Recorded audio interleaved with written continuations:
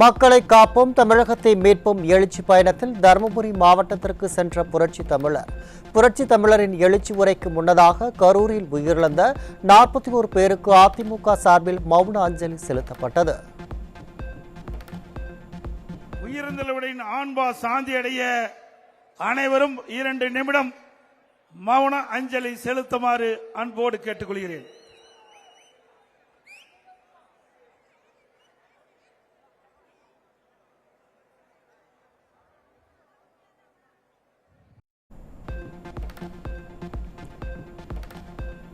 கரூர் துயர சம்பவத்தால் இந்திய அளவில் தமிழ்நாடு தலைகுனிந்துள்ளதாக அதிமுக பொதுச் செயலாளர் எடப்பாடி கே பழனிசாமி குற்றச்சாட்டு. நாட்டு மக்களை காப்பது அரசின் கடமை. ஆளும் கட்சிக்கு ஒரு நீதி, எதிர்க்கட்சிக்கு ஒரு நீதியா எனவும் கேள்வி. ஸ்டாலின் ஏற்கனவே சொன்னார், தமிழகத்தை தலைகுனிய விடமாட்டேன் என்று சொன்னார். இன்றைக்கு தமிழ்நாட்டிலே தலைகுனிந்து நிற்கின்ற காட்சி இப்பொழுது தொலைக்காட்சியிலே பார்க்கின்றோம். இன்னைக்கு நாடே அதிர்ந்து போய்விட்டது. தமிழ்நாடு மட்டுமல்ல, இந்திய நாடே அதிர்ந்து போய்விட்டது. இன்றைக்கு ஆளுங்கட்சிக்கு ஒரு நீதி, எதிர்க்கட்சிக்கு ஒரு நீதி, சரியா? இன்றைக்கு ஒரு அரசாங்கம் தான் நாட்டு மக்களை காக்கக்கூடிய பொறுப்பில் இருப்பது அரசாங்கம்.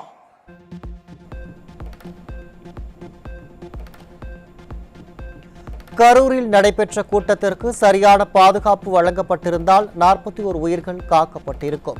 கரூரில் 41 பேர் இழப்பிற்கு அரசை முழு பொறுப்பேற்க வேண்டும் என எழுச்சி பயணத்தின் போது அதிமுக பொதுச் செயலாளர் ஆவேசம். இன்றைய ஆட்சியாளர்கள் உரிய முறையிலே பாதுகாப்பு வழங்கப்பட்டிருந்தால் 41 உயிர்கள் இன்றைக்கு காக்கப்பட்டிருக்கலாம். அப்படி தமிழ் மக்கள் 41 பேர், பெண்கள், குழந்தைகள் உட்பட 41 பேர் இறந்ததற்கு காரணம் யாருங்க? இது மக்கள் சொல்லுகின்ற குரல். திரு ஸ்டாலின் அவர்களே, மக்கள் கொடுக்கின்ற குரல்.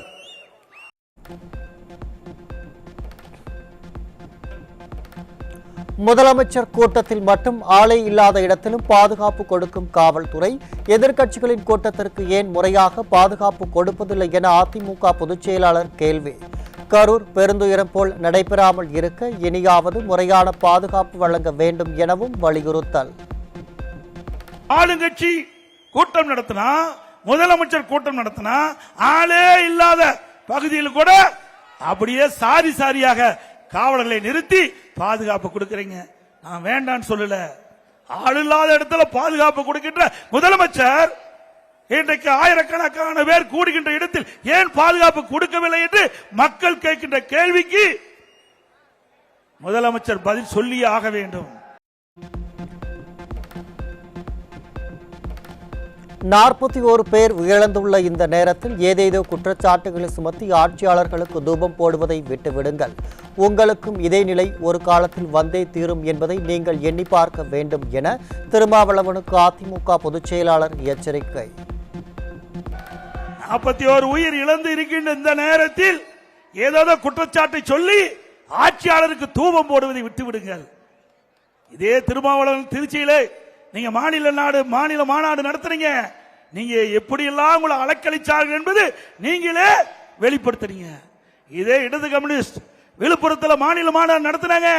முழுமையா எங்களுக்கு அனுமதி கொடுக்கல என்று பத்திரிகையிலே வலைதளத்தில் வந்த செய்தியை மறந்துவிடாதீங்க. உங்களுக்கும் இதே நிலை ஒரு காலத்தில் வந்தே தீரும் என்பதை நீங்கள் எண்ணி பார்க்க வேண்டும்.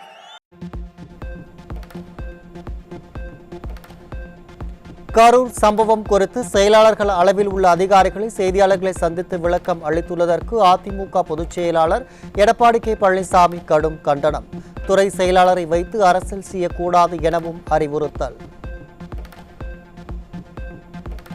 துறை செயலாளரை வைத்து அரசியல் செய்ய வேண்டாம். இன்றைக்கு துறை செயலாளர்கள் என்ன வேண்டும்? உங்களுடைய வேலை அரசியல் செய்வதல்ல, அரசியல் செய்வதில்ல. உங்களுடைய டிபார்ட்மெண்ட் இருக்கின்ற பணி செய்ய வேண்டும். அதை விட்டுவிட்டு இவர் ஏறினார், இவர் சென்றார், இவர் கையை காட்டவில்லை என்பதெல்லாம் உங்களுடைய சொல்லாக இருக்கக்கூடாது. கரூர் துயர சம்பவம் குறித்து ஒரு நபர் ஆணையம் அமைக்கப்பட்ட பின் அரசு துறை செயலாளர் அது குறித்து விவரிப்பது அவமதிப்பு செயல். பொதுமக்களின் வரிப்பணத்தில் சம்பளம் வாங்கும் அதிகாரிகள் நடுநிலையோடு செயல்பட வேண்டும் என அதிமுக பொதுச் செயலாளர் அறிவுறுத்தல். கரூர் நடந்த சம்பவத்தை எப்படி ஒரு செயலாளர் சொல்ல முடியும்? இது அவமதிப்பு. இன்றைக்கு துறை செயலாளர்கள் என்ன வேண்டும்? உங்களுடைய வேலை அரசியல் செய்வதல்ல, உங்களுடைய டிபார்ட்மெண்ட் இருக்கின்ற பணி செய்ய வேண்டும். அதை விட்டுவிட்டு இவர் ஏறினார், இவர் சென்றார், இவர் கையை காட்டவில்லை என்பதெல்லாம் உங்களுடைய சொல்லாக இருக்கக்கூடாது. இதையெல்லாம் அதிமுக ஆட்சிக்கு வந்தவருக்கு தோண்டி எடுத்து இந்த தவறான செயலை ஈடுபடுகின்ற அதிகாரிகளை விடமாட்டேன். இன்றைக்கு ஒவ்வொருவருடைய வரி பணத்தில் தான் உங்களுக்கு சம்பளம் கொடுக்குது. அரசாங்கம் என்றால் அரசாங்கத்திலிருந்து மரம் காட்சி கொடுக்கிறது இல்ல, இங்க இருக்கின்ற பொதுமக்களுடைய வரி பணத்தில் தான் உங்களுக்கு சம்பளத்தை வாங்கிட்டு இருக்கிறீங்க. நடுநிலையோடு நடந்து கொள்ள வேண்டும். கரூர் பேருந்து நிலையம் அருகே உள்ள ரவுண்டானாவில் 3 முறை திமுக பொதுக்கூட்டத்திற்கு அனுமதி கொடுக்கப்பட்ட நிலையில் எதிர்க்கட்சிக்கு மட்டும் அனுமதி மறுப்பது ஏன்? வேண்டும் என்று திட்டமிட்டு எதிர்க்கட்சியை ஒடுக்க நினைத்தால் திமுக எதிர்காலத்தில் காணாமல் போய்விடும் என எழுச்சி பயணத்தின் போது அதிமுக பொதுச் செயலாளர் ஆவேசம். இன்றைக்கு திராவிட மாடல் அரசாங்கம் திரு ஸ்டாலின் இருக்கின்ற திமுக அரசாங்கம் அமைந்த பிறகு 3 முறை அந்த கரூர் பஸ் நிலையத்துக்கு பக்கத்தில் இருக்கிற ரவுண்டானால 3 முறை திமுக பொதுக்கூட்டம் நடத்தினீர்கள். உங்களுக்கு எப்படி அனுமதி கொடுக்கறாங்க? ஏன் மற்ற கட்சிக்கு, மற்ற எதிர்க்கட்சிக்கு அனுமதி கொடுக்க மறுக்கிறாங்க?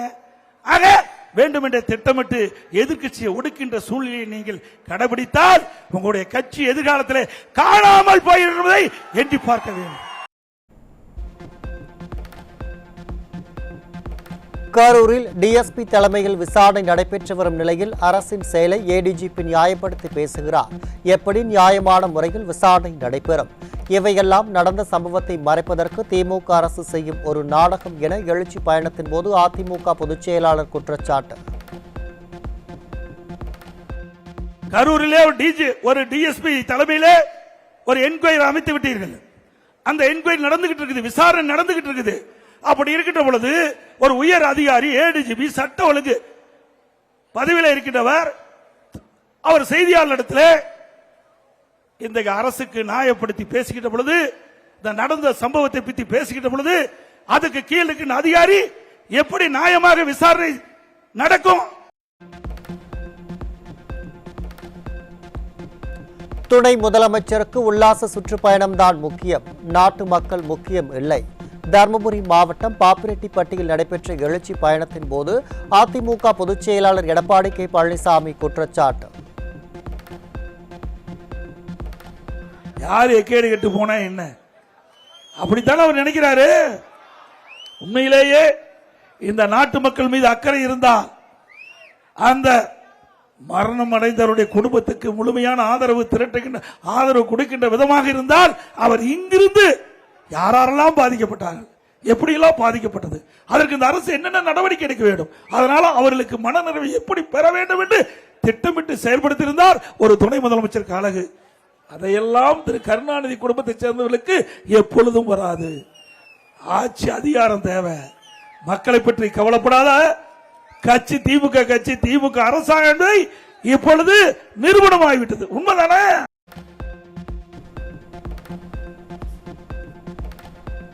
திமுக ஆட்சியில் பொதுக்கூட்டம் நடத்த அனுமதி வழங்கப்படாததால் நீதிமன்றத்திற்கு சென்று அனுமதி வாங்கக்கூடிய நிலை உள்ளது.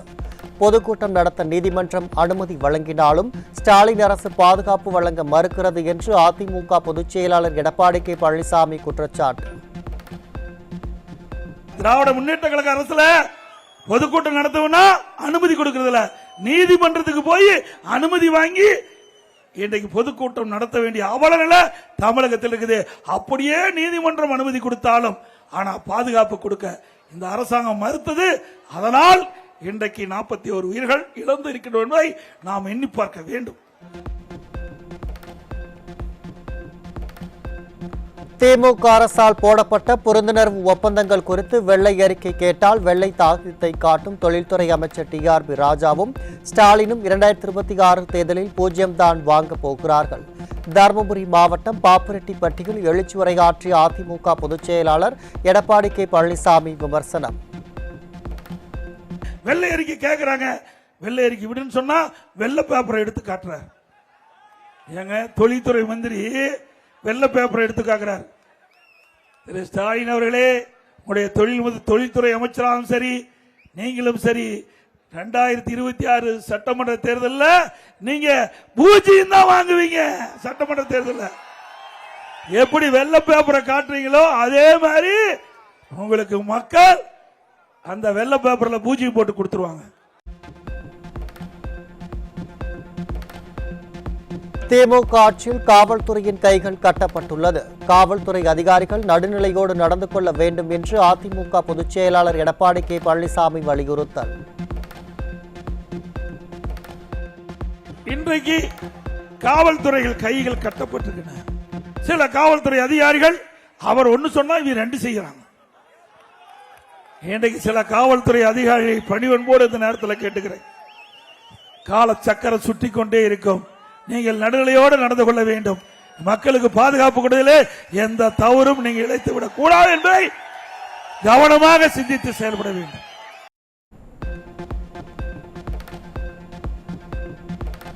ஏற்கனவே அறிவித்தபடி அதிமுக ஆட்சி அமைந்தவுடன் குடும்ப அட்டைக்கு 1500 ரூபாய் வழங்கப்படும். தருமபுரி மாவட்டம் அரூரில் நடைபெற்ற எழுச்சி பயணத்தின் போது அதிமுக பொதுச் செயலாளர் உறுதி.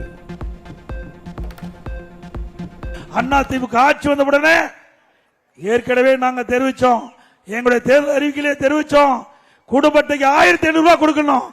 ஆனா திமுக கவர்ச்சிகரமா பேசி மக்களை ஏமாற்றி ஆட்சிக்கு வந்துட்டாங்க.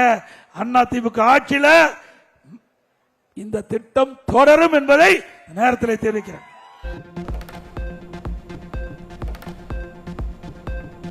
தருமபுரி மாவட்டம் அரூரில் நடந்த புரட்சி தமிழரின் எழுச்சி பயணத்தில் தமிழக வெற்றிக் கழக தொண்டர்கள், தமிழக வெற்றிக் கழக கொடியுடன் இளைஞர்கள் உற்சாகத்துடன் கலந்து கொண்டனர்.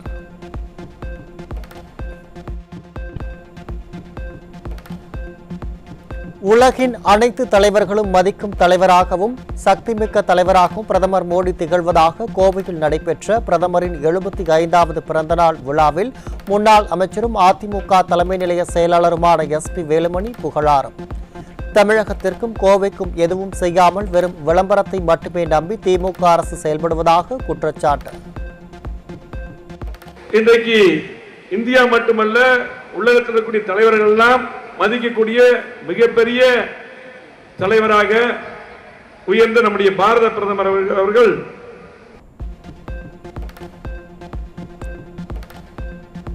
நமது புரட்சி தலைவி அம்மா நாளிதழ் வருடாந்திர சந்தா தொகைக்கான காசோலையை அதிமுக பொதுச் செயலாளர் எடப்பாடி பழனிசாமியிடம் சேலம் புறநகர் மாவட்ட மாணவரணி மற்றும் வர்த்தக அணி நிர்வாகிகள் வழங்கினர்.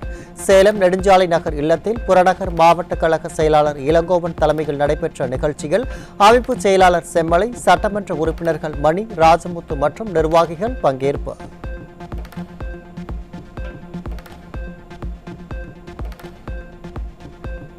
திருவண்ணாமலை மாநகரில் பேரறிஞர் அண்ணா சிலையின் பீடத்தையும் கல்வெட்டையும் உடைத்து திருடிச் சென்ற நபர்கள் மீது நடவடிக்கை எடுக்க கோரி ஒருங்கிணைந்த திருவண்ணாமலை மாவட்ட கழகத்தின் சார்பில் இன்று கண்டன ஆர்ப்பாட்டம். இன்று காலை 10 மணியளவில் திருவண்ணாமலையில் அகற்றப்பட்ட அண்ணா சிலை அருகே மாபெரும் கண்டன ஆர்ப்பாட்டம் நடைபெறும் என அதிமுக பொதுச் செயலாளர் அறிவிப்பு.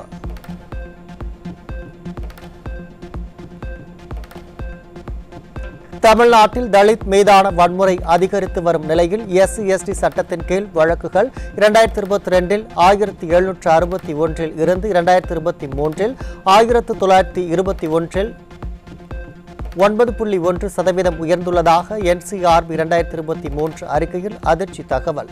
சமூக நீதியை காக்கும் அரசு என்று ஸ்டாலினின் வெற்றி விளம்பரத்திடையே தலித் மக்கள் மீதான வன்கொடுமைகள் 88% அதிகரித்துள்ள நிலையில் விடுதலை சிறுத்தைகள் கட்சி மௌனம் காப்பது கூட்டணி தர்மமா என மக்கள் சாடல்.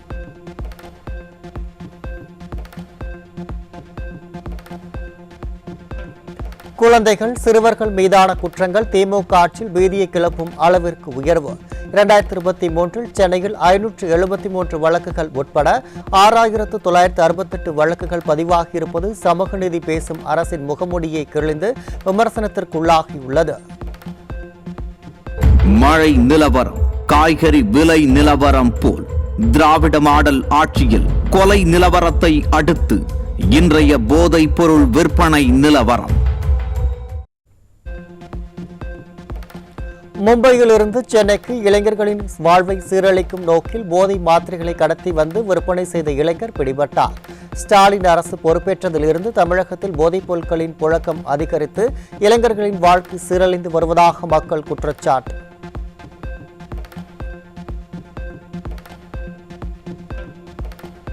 திருவள்ளூர் மாவட்டம் செங்குன்றம் அருகே வண்டிமேடு பகுதியில் இளைஞர்களின் வாழ்க்கையை சீரழிக்கும் நோக்கில் மெத்தபெட்டமைன் போதைப் பொருளை வீட்டில் பதுக்கி வைத்திருந்த 2 பெண்கள் உட்பட 4 பேர் சிக்கினர். நிர்வாக திறனற்ற ஸ்டாலின் ஆட்சியில் நாளுக்கு நாள் பெருகி வரும் மெத்தபெட்டமைன், கஞ்சா உள்ளிட்ட போதைப் பொருட்களை கட்டுப்படுத்த முடியாமல் ஏவல் துணை திணறுவதாக பொதுமக்கள் குற்றச்சாட்டு.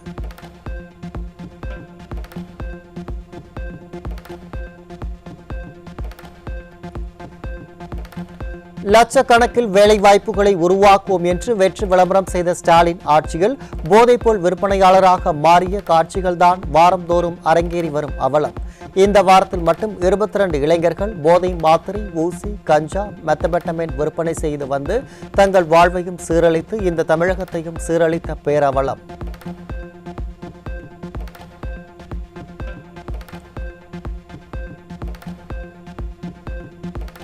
சிவகங்கை அருகே கீழவாணியங்குடியில் இளைஞர்களை சீரழிக்கும் நோக்கில் கஞ்சா கடத்தி வந்த சகோதரர்கள் பிடிபட்ட நிலையில் 24 கிலோ கஞ்சா சிக்கியது. நிர்வாக திறனற்ற ஸ்டாலின் ஆட்சியில் தமிழகம் போதைப் பொருட்களின் விற்பனை சந்தையாக மாறியதால் இளைஞர்கள் சீரழிவதாக பொதுமக்கள் குற்றச்சாட்டு.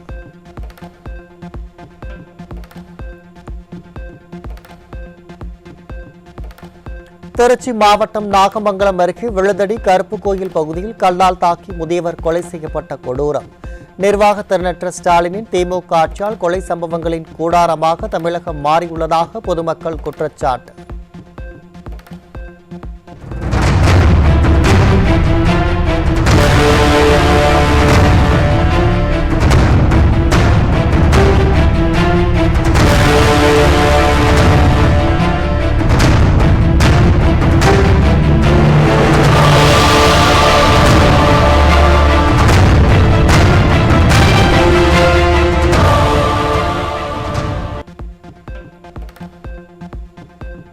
திருப்பத்தூர் மாவட்டம் வாணியம்பாடி அருகே ஜாபராபாத் பகுதியில் வெல்டிங் கடையின் பூட்டை உடைத்து மின் மோட்டார்கள், வெல்டிங் இயந்திரம் உள்ளிட்ட பொருட்கள் திருட்டு.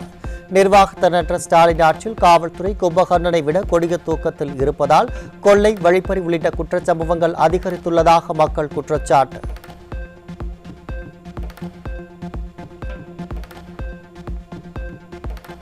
புதுச்சேரியில் மாமூல் கொடுக்கப்படாததால் ஆத்திரமடைந்த ரவுடிகள் பட்டா கத்தியால் பேக்கரியை அடித்து நொறுக்கிய சம்பவத்தால் பரபரப்பு.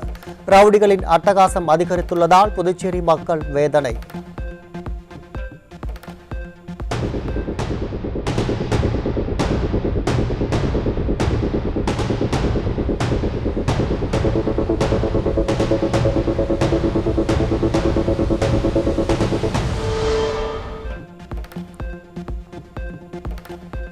திண்டுக்கல் மாவட்டம் நத்தம் கோபால்பட்டியில் திமுக கொடி கட்டிய கார், சாலையோர கடைகள், இருசக்கர வாகனங்கள் மீது மோதியதில் 4 பேர் படுகாயம். விபத்தை ஏற்படுத்திவிட்டு காரில் இருந்தவர்கள் தப்பியோடிய நிலையில் விடியா திமுக அரசின் ஏவல் துறையினர் காரை பறிமுதல் செய்யாமல் அப்பாவி மக்களின் இருசக்கர வாகனங்களை பறிமுதல் செய்ய முயன்றதால் பொதுமக்கள் வாக்குவாதம்.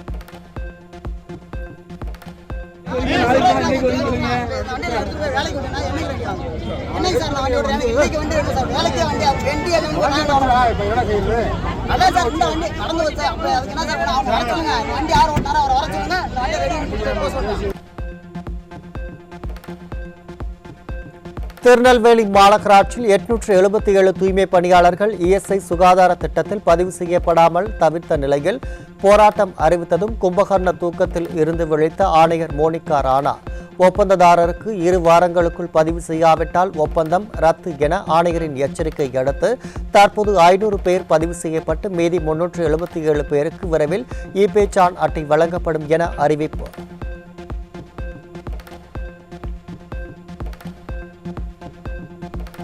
தூத்துக்குடி முள்ளக்காடு கோவளம் கப்பல் கட்டும் திட்டத்துக்கு எதிராக உப்புநிலை உரிமையாளர்கள், தொழிலாளர்கள் உண்ணாவிரத போராட்டம் அறிவிப்பு. கப்பல் கட்டும் திட்டத்தால் உப்பு உற்பத்தி வாழ்வாதாரத்தை பாதிக்கக்கூடாது என்பதை வலியுறுத்தி வரும் 18ஆம் தேதி உண்ணாவிரத போராட்டம்.